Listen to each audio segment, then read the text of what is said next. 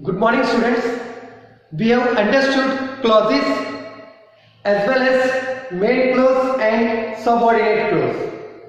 Now let's understand main clause and subordinate clause with some of the examples.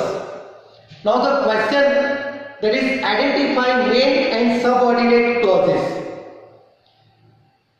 Underline main clause and circle the subordinate clause. Now first sentence, I will wait until the next train comes. As you have watched in the previous video, the main clause, it has complete meaning, whereas the subordinate clause, it doesn't have complete meaning. It depends on the main clause to complete the meaning. Now see this first sentence, I will wait until the next train comes. So first clause, that is I will wait. Second clause, until the next train comes. Which clause has complete meaning? First one, I will wait. It has complete meaning, so it is our main clause. And second thing, until the next train comes, it doesn't have complete meaning. It depends on the main clause to complete the meaning. So until the next train comes, it is our subordinate clause or dependent clause. So this is our subordinate clause. I will wait, it is main clause or principal clause, and until the next train comes, it is a subordinate or dependent clause.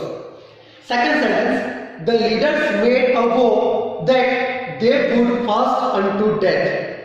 In this sentence, this clause, the leaders made a vow, it has complete meaning. So it is our main clause, so we have underlined it. And that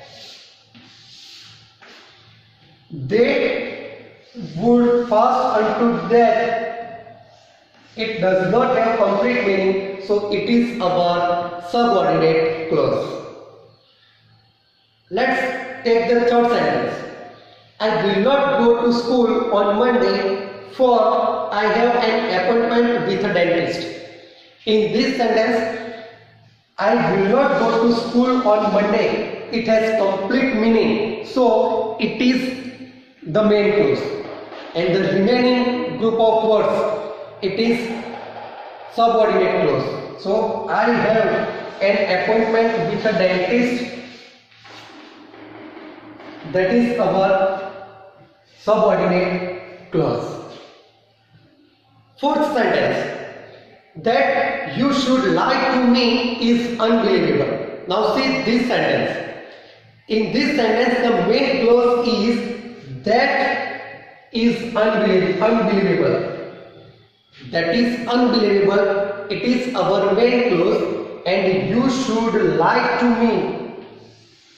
You should lie to me, it is subordinate clause. So it is not necessary that all the time the main clause comes first at the beginning of the sentence. If you remember the example, if you work hard, you will score good marks. In that sentence, if you work hard, it is a subordinate clause, though it is at the beginning of the sentence. And you will score good marks, it is a main clause.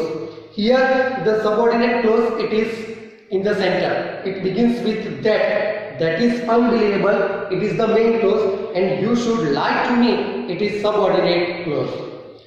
And the last sentence, where I lived earlier, we had a big garden. Now see the first group of words, where I lived earlier. Has it complete meaning? No. So where I lived earlier, it is our subordinate clause. Now see the second clause. We had a big garden. It has complete meaning, so it is our main clause. So this is about how we can identify main clause and subordinate clause. Students, remember, main clause, it has complete meaning, whereas subordinate clause does not have complete meaning. To complete the meaning, it depends on the main clause. Thank you, students.